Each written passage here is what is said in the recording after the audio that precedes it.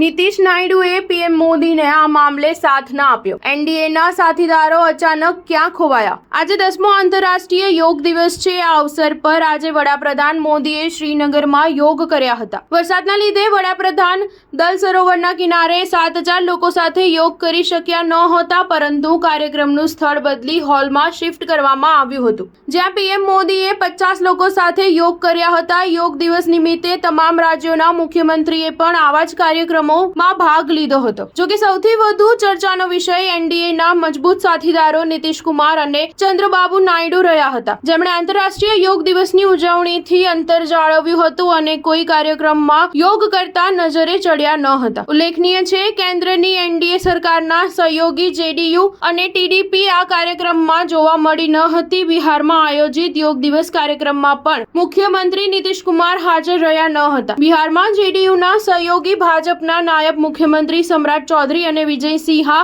યોગ દિવસના આ કાર્યક્રમમાં ઉપસ્થિત રહ્યા હતા।